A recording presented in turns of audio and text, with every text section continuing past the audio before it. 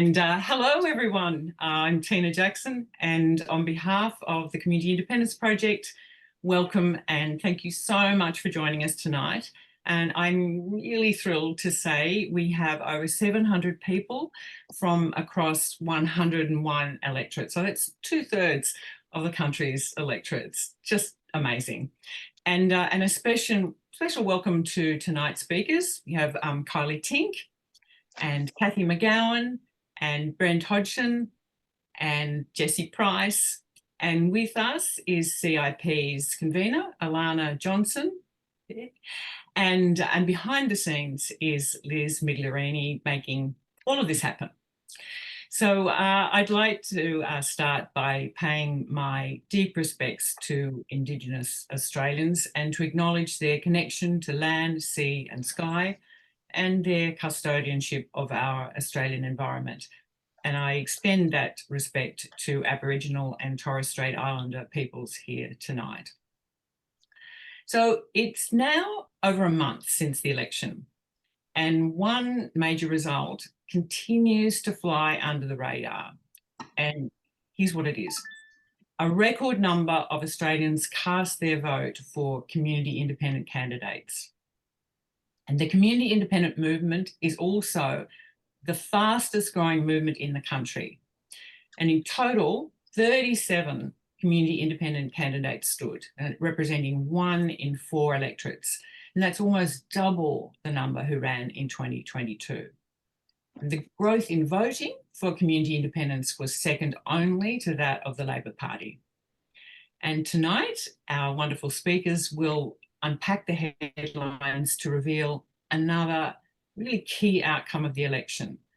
The strongest community independent gains were in regional cities and towns.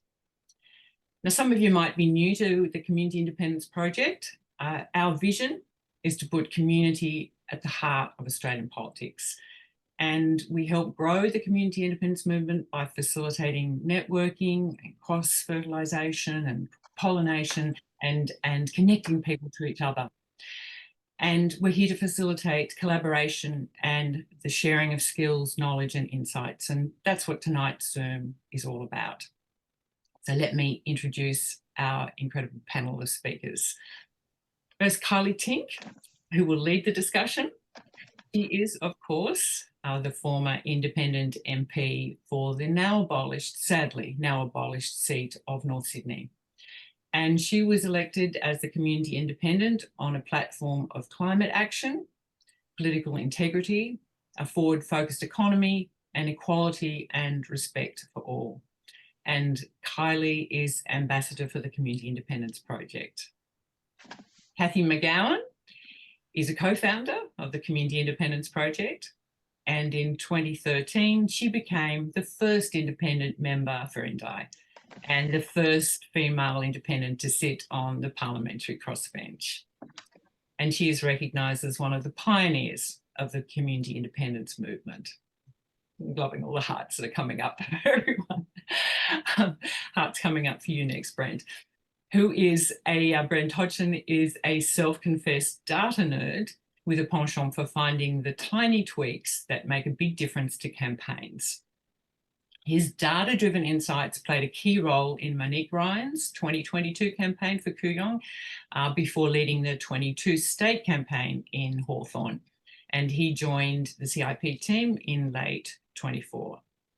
And Jessie Price is a midwife and a former journalist who was selected as the community independent for Beam, an electorate that made news very early on election night for the surprise swing against Labor in what had been a very safe seat and went down to the wire over a week and a half of close counting.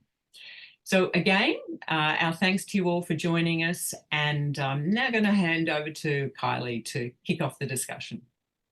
Thanks so much, Tina. And hi, everyone. And thank you so much for being here tonight. It is so exciting to see so many people from so many different electorates across our country. So well done, you, for taking the time out. I am super pumped for tonight's conversation.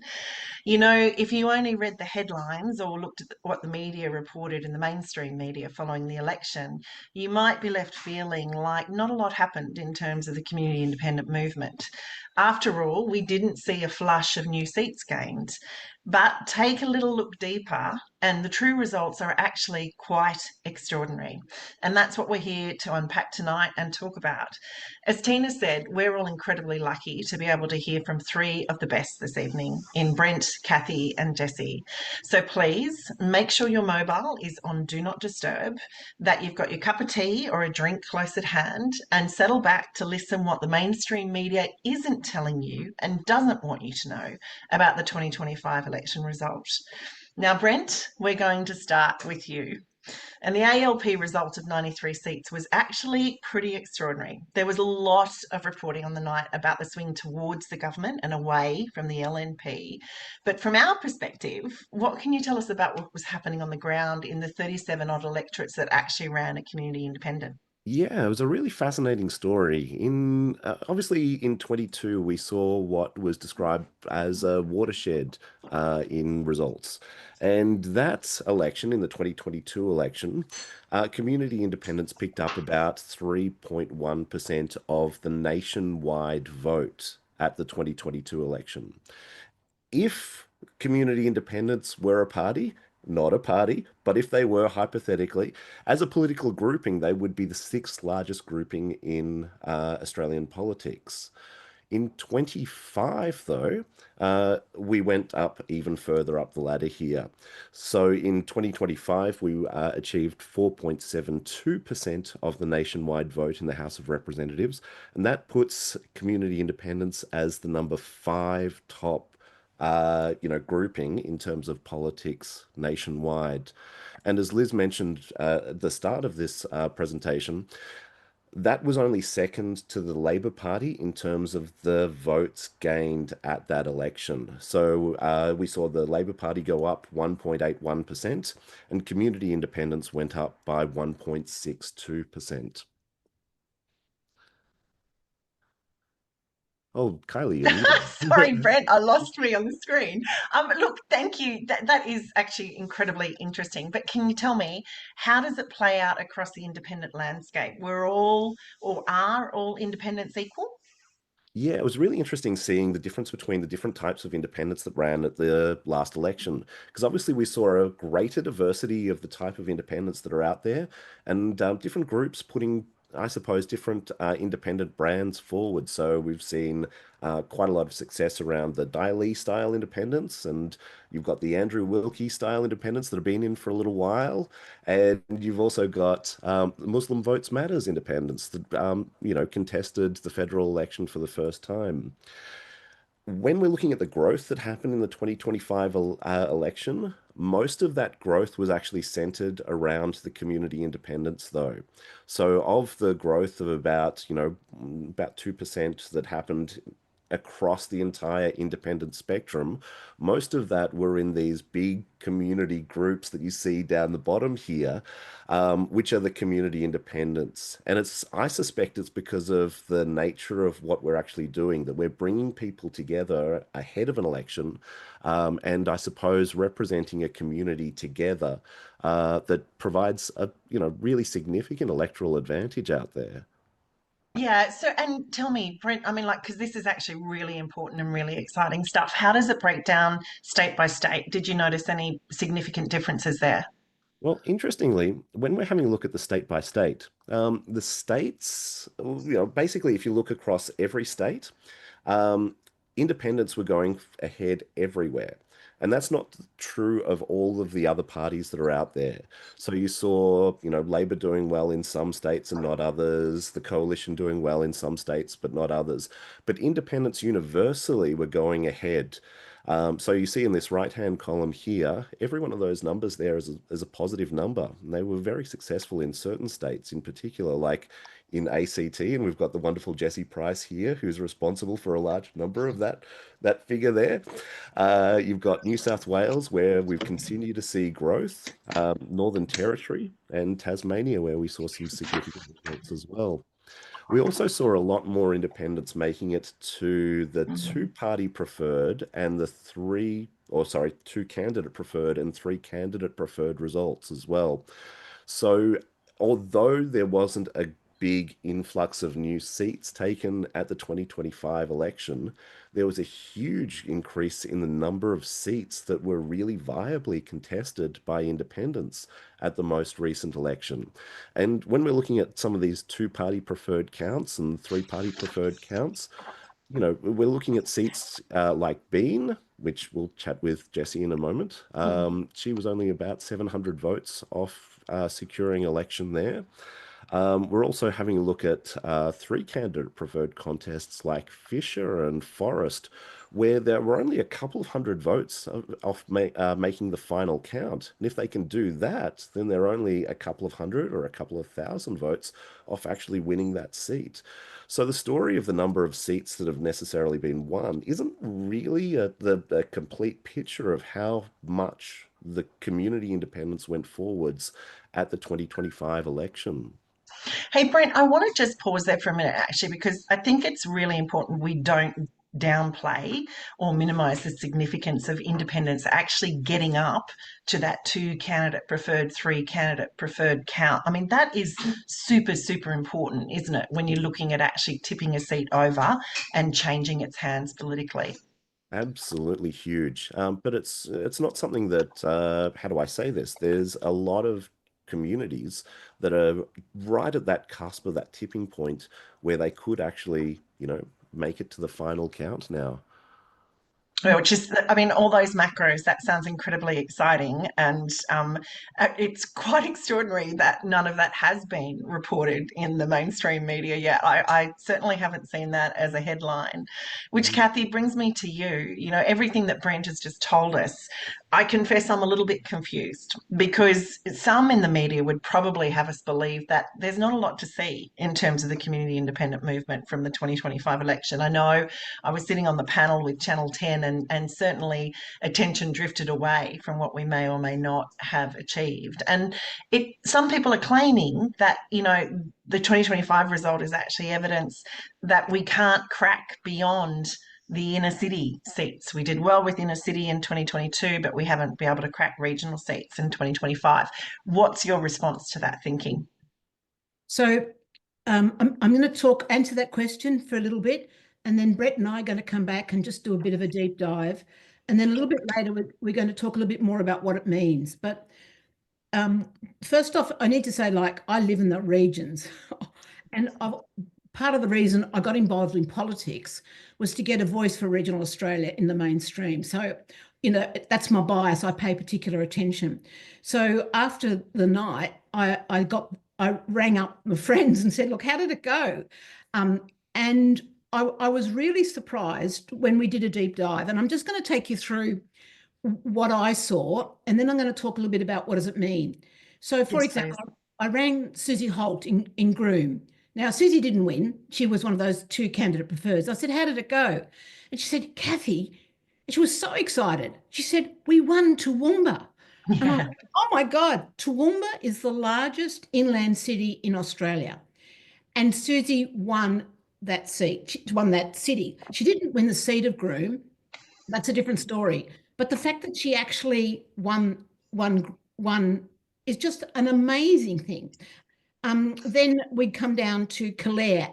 Now, Kylea, there's a different one of those other not community independents, but Andrew G, he ran in Kylea. Now, he was already a sitting member, and he absolutely won Orange, which is the really big regional city just outside of Sydney, won it well. And then we come down to Albury, the seat of Farrer. I rang the team of Farrer, and they said, yep, Cathy, we won every booth in Albury. Like every booth. So it's But I just, mean, these are heartland cities, yeah? These are the hearts of these electorates. well, and then we go to Wodonga, which is my seat, and Helen clearly won Wodonga, Benalla, Wangaratta, and then Wannon, getting on the phone. And I see you here, Greg Tripp. Lovely to see you here. And Greg said, yeah, we won Warrnambool. We didn't win Hamilton, but we won Warrnambool, which is the largest seat in the electorate. So, and then talking to Rebecca Sharkey, another, she's not quite a community independent, but she runs the seat. The largest seat in her electorate, which is called Mount Barker, she won it really easily. So we've got a mix of incumbents winning seats well, but also second and third people, and also first time up people doing really well. So it's when you do the deep dive that you actually see, well, what's all that about? And what I see it is that the story the media tells is the teals, if you want, is a city phenomenon, wealthy women, professional women winning the seats. And what this data says, not so, not so at all. Not only men and women were running in the region, across the 37 seats, but there's a huge hunger, I think, across the nation. And it's not an urban thing, and it's not only a major city thing, but those numbers were easy to get. So I'm going to talk about that in a minute. But before I do, in preparation for tonight, Brent and I, we did a deep dive into the numbers. Fantastic. Well, we came up with, we had a huge map of Australia. And when we were doing the rehearsal for tonight, the team said, Cathy, you can have 3. And we went, oh, what about? You got 3.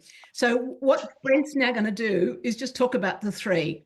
The 3 we want to talk about are Franklin in Tassie, Forest in WA, and Bean in the ACT. But we could have done any of the 37.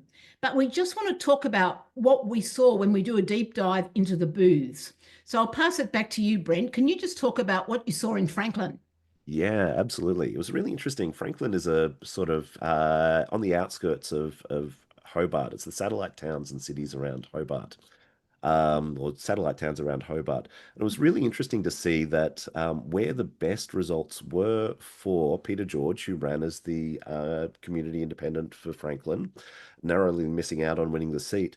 Some of his best results were actually out, further from the cities than you would have potentially expected if you believed that this was a city-based movement. So you're talking about places from 7 Mile Beach to Glen Ewan, the radius around Hobart around there was where he was doing particularly well. He was getting 25 to 50% of the vote. This is the primary vote in those booths there. So that's really incredible results. When you're getting, 50% of the vote on a primary vote, you don't actually need to worry about preferences to actually get across the line. Likewise, Forrest, the wonderful Sue Chapman, has a particularly strong, name in Bunbury, where she's been a local practitioner as a urologist in Bunbury for quite some time.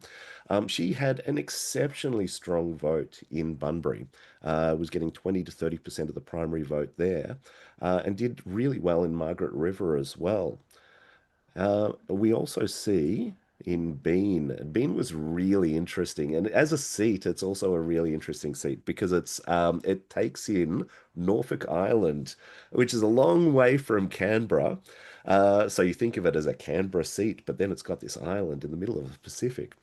In that island in the middle of the Pacific, Jessie here was securing 45% of the primary vote there, which is no mean feat, and did obviously very well in Canberra as well. And I think you were, what was it again, 700 votes off? It's just a tiny margin left behind.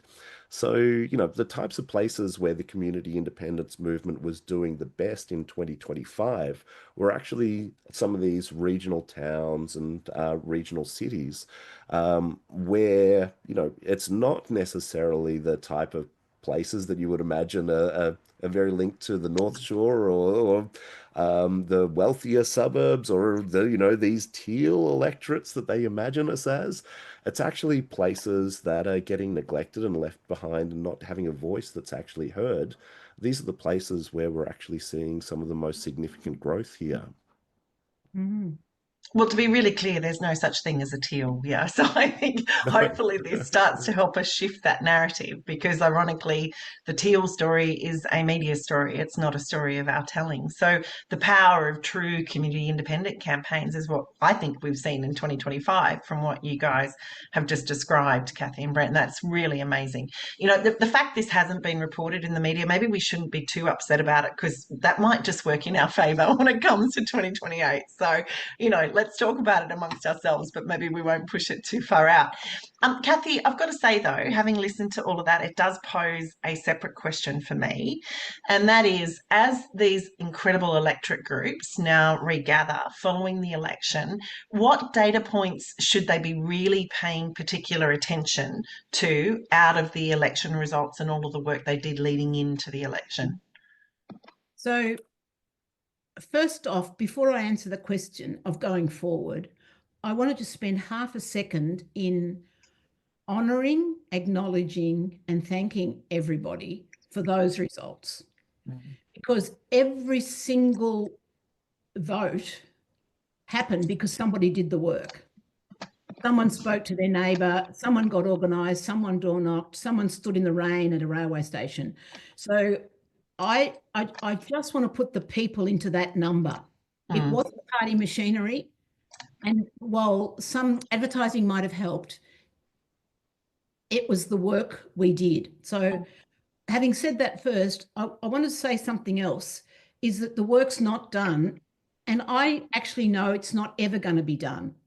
So this work of democracy that we're doing, the work of making Australia a better place by putting people at the centre, once you started it, it doesn't stop. And I'm the prime example. I thought I'd be done when I finished being the Member of Parliament, but I was out there like everybody else, just doing every bit I could to get Helen Haines that vote. So I want to say to the people who didn't get there that often getting there is a byproduct of the real work of building community and building connection. So that is my segue to the question, what to do in the next bit. So I've got three things to talk about. One is that every single group has to do their own deep dive. Like, it was fascinating for Brent and I to do it, but we're not going to do anything with that data. What has to happen now is every single group has to actually go and look at their own data. You have to go and see what happened booth by booth. And you can't just get the data nerds to do it, though they're lovely, they've got to help. But you've got to have your volunteers, coordinators, you've got to have your how to vote captains, you've got to have the scrutineers, you've got to have the comms people, you've got to have the door knockers, you've got to have the street walkers. Look at that data for every booth and say, I know what happened there. I did the door knocking and I that's the 10% increase. Or I know what happened there. We didn't get anyone at the booth. Or I know what happened there. We got attacked and we attacked back. We didn't actually go high or we didn't go low. But that knowledge is held by the people involved in the campaign. So you've got to get the data and then you've got to tell the story of every booth. And that's work, but oh my God, it's fun work. You've got to have butcher's paper up and you've got to have matrix and you've got to have graphs and you've got to say, what was our story of what happened there? So that's the first job. The second job is then, well, what are the trends?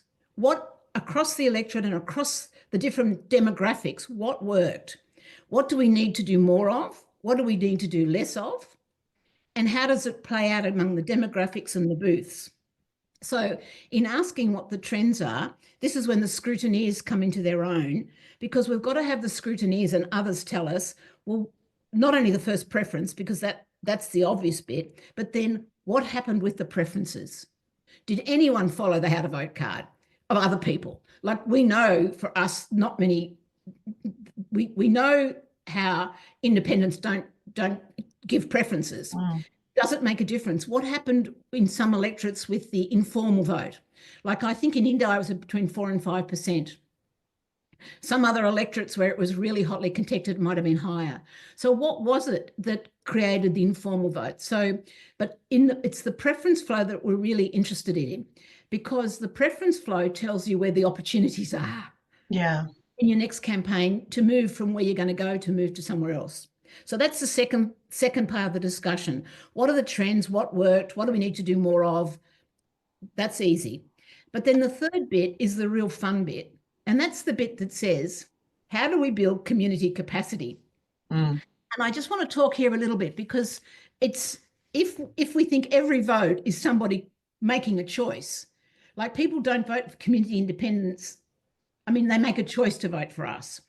So for the next period of time, once we've understood what happened last time, I think the task is the sense of building community capacity, thinking to yourself, well, how do we create belonging? Who do we want to belong to our tribe? Who's not here? How do we create that sense of connection? Do we look at our organisational structure? Is our organisational structure actually a belonging structure, or is it an excluding structure? Is our organisational structure and the way we organise fit for purpose? Could we do it better? Could we make it more inclusive? Could we make it more fun? Could we make it more alive? Could we create more opportunity? So that's how do we build the community side of this, so that when we're ready for the next bit. And Jessie, I know you're here, and I just want to one of the lovely things that you said to me during this process was, Cathy, getting elected is a byproduct. It'd be really good to get our voice into Parliament, and we want it. But what we're really doing is building a community so that we're in a position to have our voices heard, to manage the drama that's going to come from climate and everything else that's coming our way. We need community capacity to do that. And having our voice in Parliament is one of our strategies, but it's not the only strategy. It's just one of many that we need as a community, and if we're going to have our democracy functioning really well. So in summary, Kylea, there's 3 things that I would encourage people to do. Own your own data, understand the story that the data tells you, and 3, continue with really deep diving on community building.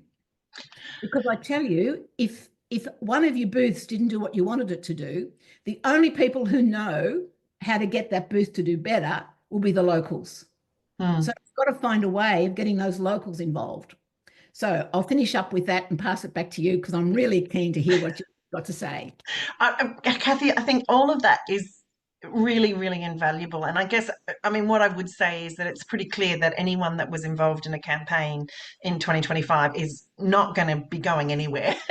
There's certainly plenty of work to do out of what we've learnt through going through the process of trying to get somebody elected during the 2025 campaign. And I also just want to kind of reflect back to you that really, I think, important understanding. The data is such, it's gold. You know, it's insight we don't have before we run. But once you have it, once your community has been brave enough and you've found a candidate who's prepared to step up and run for you, taking that data and using it to refine how you engage in conversations in the coming 3 years, you'd just be mad not to do it. I mean, my image is you're constantly looking at ways to pull the next chair up at the table, yeah, and getting somebody to fill that seat, and somebody who's not like you, reaching out to multicultural communities, reaching out to people who weren't engaged the first time around. I think if I had $1 for every time I'd met somebody attached to one of these campaigns who would say, if I knew that candidate was going to do that well in this election, I would have voted for them, or I would have gotten involved sooner. It's just invaluable. So thank you so much for sharing all that incredible knowledge. Jessie, it brings us to you. And look, as Cathy said, everybody involved in this election deserves to be congratulated. You in Bean did an extraordinary job, you and your team. And I think, you know, many among the mainstream media like to try and describe you as a bit of a dark horse, because you didn't seem to have a lot of money flushing into the electorate. And I love it, because actually it means at no point did I see you or your campaign or your electorate described as a Climate 200 campaign. You know, you were Jessie for Bean from beginning to end, and Voices for Bean were very high profile. I know from conversations with you, though, that you're pretty clear that it was all about your ground game. that it was about your community building. So, I mean, was that in your mind? Was that what the secret sauce was when it came to Bean? And can you help us, if it was the secret sauce, what did it actually look like and feel like, and how long were you mixing it for? Yeah, it's exactly that. I think this is the whole thing about being a community independent. It's that difference is that you're connected with community. So we were on the strong foundation of the Voices of Being, that strong foundation of listening to community and going out every weekend for more than a year to listen to what were the issues that were important to the people of Bean. And I think, like, Brent will know the numbers precisely, but here in Bean, we are now the most marginal Labor seat in Australia at 0.34%. And we border with Fenner, which is the safest Labor seat in Australia. I think it's at 27%, Brent. Mm. And what that is people want another option. And that other option wasn't there in Fenner, but it is here in Bean. And it's an option that we came together to create. And that's the power of a community independent. And what Cathy was referring to before, there's that hunger across the nation for another option. And I think such a special part about it is that there is a role for everyone. Cathy listed out all of those positions. There's a role for introverts, for extroverts, for people who are passionate about this thing or that thing. You have the people that bring the cakes and make everything, much nicer, and the people who compile a DJ playlist. And, we had gorgeous Mike, the DJ, who would lug the massive speaker up to the side of the road for our core flute waves, and someone else had made the playlist. And it's all of those things coming together that make it so rich. And I think in terms of the secret sauce, like, I can talk about quite a few things in that space, but one of the things I'd say now is that it's people coming together with that shared purpose. For us who started Voices of Being, obviously climate change was a really huge motivator. And we have big issues facing us at the moment. And a really key leverage point is getting federal government to stop expanding fossil fuel projects. And that leverage point must be pulled.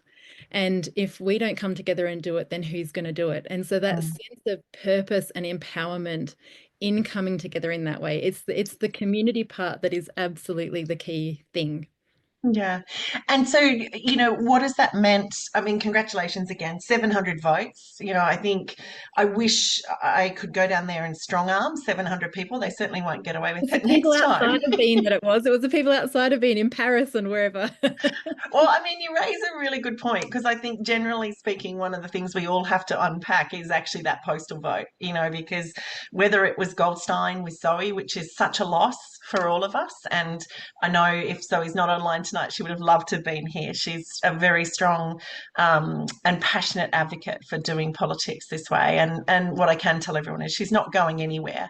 She can run. She's a bit like Cathy. She can run, but she can't hide. So we'll definitely are holding her close and supporting her as much as possible. But with all that information now gathered and all those learnings, what happens next in Bean, Jessie? Like, what does that mean for your community's teamwork?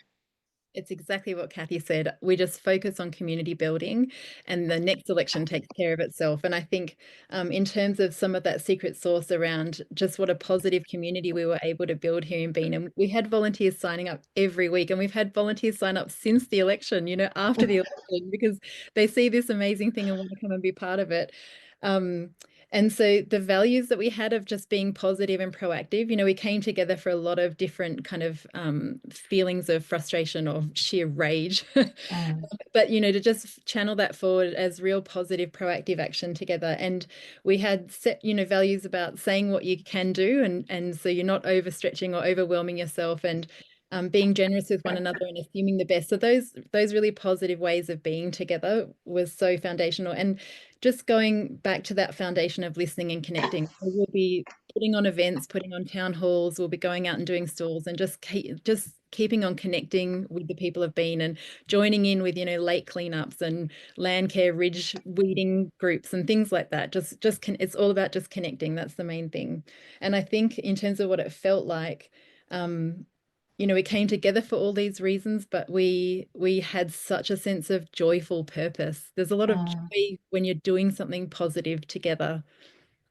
You know, and actually, I think it's really important we all do stop and reflect on that, because as somebody who's run and also been an MP and has been in this really privileged position to get to know so many of the new candidates and new campaigns when you were running during 2025, there is one thing that absolutely stands our movement apart, and it's the fact that we have fun in what we do. You know, like, we do smile, we do really respectfully try to engage with people, and it doesn't matter where you've come from politically. We will welcome you into our movement if you are as committed to us as trying to do politics differently. And, you know, I think just before we jump onto the final bit, I want to, as we said, Jessie, well done. Well done to you, well done to Bean, well done to the entire team. I think we do have to stop for a minute and actually just applaud the fact that we did get one new electorate over the line, and that was Bradfield. You know, and how amazing is it to see Nicolette Buller already in there, already in Canberra. She's down in the MP school this week. Yes, that is a thing. I can tell you, they did it for the first time with us in 2022. So hopefully they're doing it even better in 2025. But it is incredible to see that, you know, we managed to win some space at the same time that we lost North Sydney, unfortunately, and we lost Goldstein. And I just want to do a particular shout out to the guys from Goldstein, because I know there's a lot on the line today. You are bloody extraordinary. You had the fight of your life on your hands, and the way you carried yourselves with dignity, the way that you stayed with Zoe right through that whole process. Please just know there are 1,000 hearts, 100,000 hearts in this country going out to you to say thank you for what you're doing. And, you know, as we said before, like Cathy, like Zoe, you can run, but you can't hide. We know you're not going anywhere. So we look forward to bringing Goldstein back into the fold potentially in 2028. Now, you know, I'm sure everyone on this call tonight will agree with me. We've heard lots of stuff that we've not seen reported in the mainstream media. And, you know, I guess what I would say is that, in summary, we have every thing to be proud of. We have everything to be incredibly optimistic about. And when you look at these numbers, you can see that we're not going backwards. We're absolutely going forward, not just in tiny steps, in leaps and bounds. So I'm very mindful of time. So to wrap it up, or to begin the wrap up, what I'm actually going to ask from each of you incredible people is, if you had just one key takeout for everyone on the Zoom tonight on what they should be focusing on or what they should be looking towards as we move forward, what are your final words of wisdom? And Brent, you are going to kick us off. I reckon the best thing you can do is get amongst it. All of the momentum that's out there around the national mood suggests that people want good independents that they can support. So that there's I suppose, a wave behind you if you can get in first and actually ride it, I suppose. I like that. I'm hearing a Beyonce song is channeling in my brain. I think we need a theme song for the movement. Cathy, what about you? How about you? So there's a lovely army saying, the 7 Ps: prior preparation and planning. So I'm not going to do the negative bit. I'm going to make it positive. Is prior preparation. I've been thinking about this all day. Prior preparation and planning prepares projects and people for purposeful promotions. Did anyone count those P's? No, but it is the work that needs to start now. And I just want to do something else. So you've got to be prepared. Like, these are $300,000 businesses we're running. So you've actually got to do the business work of it, not only. And that is the community work, but it's also the organisational structure work. So I'm saying that's one thing. But I was speaking to Rebecca Sharkey today in preparation for tonight, and I said, because she's got a lot of wisdom about getting elected. I asked her how much did she spend on her campaign, and she said less than $76,000. And I said, but you're an incumbent. And she said all of that helped. But she said it wasn't money that wins Mayo. And it wasn't money that won Indi. I truly believe that. Money money is useful and money does stuff, but the people will vote for community independence because they make a choice, and money isn't the choice. So what I want to finish off on, because there's been a bit of chat in the side about the electoral reform, I actually think we could make that work for us. If we put our minds to how we could use the electoral reform and the caps and the play it into our competitive advantage, I reckon we could really turn that around so it works for us. We won't work for us if we battle for the big dollars, because we're never going to win that. We're never going to win that battle. But we can win the boots on the ground battle, which is the army stuff. So prior preparation and planning, and that's on all fronts. It's the organisational, it's the community, and it's really that deep listening is, what does this community want from its member of parliament? What does it want for itself? And what is it prepared to do? Because this is the real work. What is the community prepared to do for itself? But if you can tap into that, then you unleash all that energy, of which the byproduct is a member of parliament. Hey, Cathy, I've got 2 more P's for you people, because I think that probably was in there, but also pink. So if anybody wants to adopt a bit of pink in their next campaign, please feel free. I believe it went really well in Kylea, if it wasn't. And I do know in Bradfield and Warringah, they very kindly brought in their little pink bits on their logos for 2025. So it was lovely. Jess, you've got some space for some final thoughts. What would you leave everybody with tonight? I guess, coming together as a community, why do you come together? Because you're highly motivated. And I think in coming together, being able to have that hope as action and that collective action, and just how empowering that is and energizing and uplifting. There's big issues in the world, and we all can see that it's real. But in coming together and having that collective power, it's such an incredible thing. And to me, it's like, we say hope through action, but I love, there's this meme about, and the bean people have all heard this a million times. Sorry, bean people. There's this meme that says, we think of hope as this ethereal sort of fairy thing with, tissue wings and fairy dust and glitter. But actually hope is, dirt on her knees, gravel under her nails, and she's spitting out a tooth as she rises for another go. And that is the fierce hope that we have together. Like, we're working hard and we're working on purpose to connect up. When the next fires come over the hill, do you know your neighbour? We're connecting up for those reasons as well. It's protective, and it's so positive and powerful. And we will also get someone into Parliament to have leverage there as well. Yeah, that's fantastic. They're all amazing takeaways for all of us. I think we've got a little bit of time to go, so I just wanted to throw possibly my observations in that, as well as somebody who's been a candidate, who's been fortunate enough to be able to be a member of parliament, and then somebody who's had the opportunity to now step back and watch this movement during the 2025 election. And I've got to say that active hope is something that still really resonates with me and everybody that I know that's ever stepped up to be involved in any of the campaigning that I did. I think the other piece about it, though, is radical trust. Like, we find ourselves in a position in these campaigns where we actually turn to each other, not in judgment, but we turn to each other because we trust each other to actually do the work that we've said we're going to do.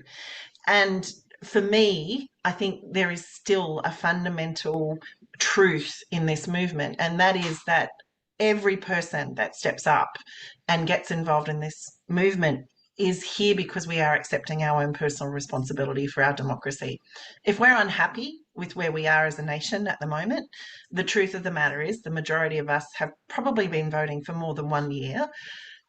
And this is us, I think, as a generation and an intergenerational movement now, where we're actually all stepping forward. We're turning up. Not all of us will be the candidate, but all of us are accepting the role that we can play in changing our democracy for the better. I sincerely think, the shock of the Labor Party winning 93 seats in this government. I don't think that's good for democracy. You know, I honestly do believe that that is too large a majority when it comes to government. So I do know the people that we've sent to the crossbench this time around will certainly have their work cut out for them to make sure that they're holding that government to account and working with that government to make sure we get better outcomes. But I think there is going to be an incredibly important role for every one of these 101 electorates that we know are on this call tonight to actually ensure you are doing the work to hold your MP to account during this term. If you have a Labor member representing you, you need to make sure that you turn up, you stand up, you speak up, and you hold that person to account for not just what they say to you on the street, but how they vote when they get in to that Parliament House. Because I think the thing that I learnt as in that very weird environment that was Parliament is that I think as Australians, we vote for a person because we think they're going to represent us when they go to Canberra. But the truth of the matter is that those people in those party structures are confined by those party structures once they find themselves in that building. You know, they are told how to vote. Their beeper tells them if it's a yes or a no. And I think it's actually was incredibly one of the biggest disappointments I have of my time having been a parliamentarian was the number of times I'd walk into the chamber to participate on debate around a new law that will affect us all. And I had my party colleagues literally asking me what the legislation was about. They didn't have any idea what the piece of legislation was. And therefore, it was really obvious that their community's voice, their community's ambitions, their community's concerns were not going to be heard when it came to that vote. It's this movement that's going to disrupt that status quo. And I think it's this movement that's going to bring a true commitment to debate back into the chamber and to actually work towards consensus when it comes to, you know, building the laws that govern us all. And my final comment on all of that would just be that, you know, for the nation that we are, the truth is there's only 150 people sitting in the House of Reps at our national level in this government. 150 people. And every single one of us on this call today has a direct line of access to one of those people. So those people are going to make the laws on climate, on integrity, on our economy, on equality. Those people should be listening to us. And yes, as Denise has just said beautifully, democracy is not a spectator sport. So we do all need to show up and turn up. Now, Tina, I'm really mindful that somehow we've managed to save a few minutes, but I am still going to throw back to you. Please, Cathy, Brent, Jessie, thank you so much for having this conversation with me tonight.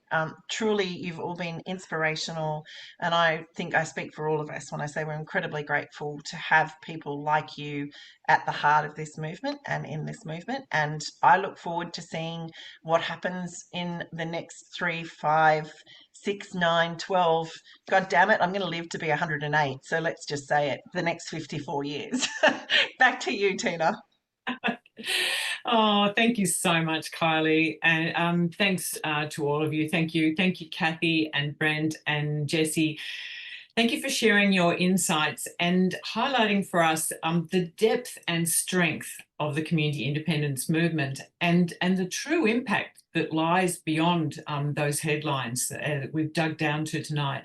And also for so beautifully bringing to life what the community independent movement is and what it stands for. You know, that secret sauce that you were all talking about, building community capacity and creating that sense of belonging, and Jessie, joyful purpose. Just, you know, really so beautifully sums it up. I'd also like to echo Kylie's words about Goldstein. And we have many people from Goldstein on the Zoom tonight. And you ran the most amazing campaign. It's such a huge loss for the nation, for the community independence movement, as well as for the community of Goldstein. But do know that you have achieved so much for our democracy. And as Kylie said, it's wonderful to hear that Zoe's not going anywhere. And also I'd like to give big congratulations to Bradfield. And we have lots of people from Bradfield on tonight, and congrats to Nicolette Buller. Well done to Team Nick, and to everyone that's joined us here tonight. But if people are inspired to take up Kylea's call to action, to turn up, step up and speak up, I just want to run through quickly some things that you can do. And Liz is going to help me. She's going to put some links in the chat. So firstly, if you haven't already, get involved with your local community electorate group. Some are called Voices Of, but they're called lots of other things. And Liz has put the link there. And now, if there isn't one, you might like to consider starting your own, to look for like-minded people in your electorate. And so that takes me to number 2. If you can't find a community group, you can look for like-minded people through the Community Independence Network. Now, CI Network is on the platform Circle. And again, yep, there is. Liz has popped them in the chat there. And we launched CI Net at the convention, at the CIP annual convention last year. And it is the movement's online hub to keep up to date with the latest community independence news and media, to connect and to collaborate and to share. And we have regular online network events on CINet, and this year our annual convention is also going to be run on Circle. So number 3, sign up to CIP's newsletter so you don't miss out on anything. And I think the newsletter sign up will be there in the chat in a moment. And also please follow us on social media. So that brings me to my final point. Please be sure to join us for the 5th annual convention. It's an online convention where we bring together the community independence movement. And this year that will be on the 5th and the 6th of September. And our theme is Communities in Action, Strengthening Democracy Together. So the tickets have just opened, so be quick, get the early bird rate, and also start organising your watch parties. And again, another link popped up in the chat. And so this year's convention is all about participating in democracy between elections and all that capacity building and that community building work that we've talked about tonight. So well, pause there. I'm going to pull it together. Kylie, unless there's anybody else would like to add some final words. Look, we hope tonight has inspired you, and that you leave with your cup filled. I know I do. Thank you for being here, and thank you for caring about our democracy, because we know you wouldn't be here if you didn't care about our democracy. And huge thanks again to our wonderful panel of speakers. So please join me in doing a virtual clap. And thank you to Cathy and Kylie and Brent and Jessie, and Alana's popped up on the screen there. Good night, everyone. It's a terrific night. Thank you for being here with us, and we look forward to seeing you next time. Bye.